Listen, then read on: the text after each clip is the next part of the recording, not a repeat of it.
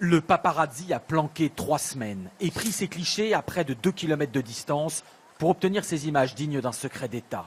Une tour de contrôle, des murs de foin pour cacher l'expérience la plus ambitieuse dans la région de Cambridge, les tests du géant mondial Amazon de livraison par drone.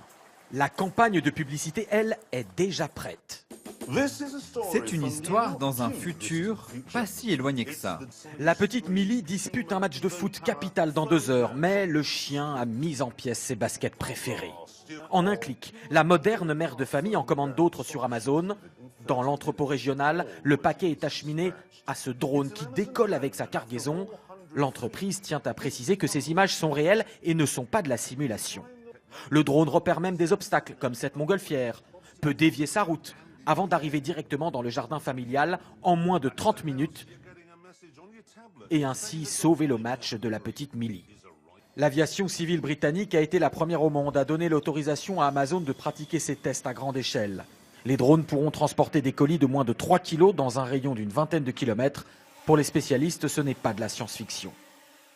Est-ce que ces drones peuvent transporter ces charges-là sur une certaine distance? Oui. Peuvent-ils le faire de manière sûre et fiable? Oui, c'est déjà le cas. La difficulté, c'est d'arriver à les faire voler à distance, sans contrôle visuel, ce qui est encore délicat pour ces appareils. Pour préserver la vie privée des citoyens, Amazon s'est engagé auprès du gouvernement britannique à ne pas équiper ses drones de caméras pour se repérer, mais à utiliser d'autres capteurs comme des GPS. Mais les spécialistes sont sceptiques sur les capacités de ces drones à atterrir sans caméra dans des jardins de ville comme celui-ci, sans caméra pour détecter les branches de cet arbre par exemple, ou encore le chien des voisins qui ne manquera pas de vouloir attraper ces drôles d'engins bourdonnants. Et encore faut-il avoir la chance d'avoir un jardin. Comment se faire livrer par drone quand on habite dans une tour? Pas de réponse pour l'instant.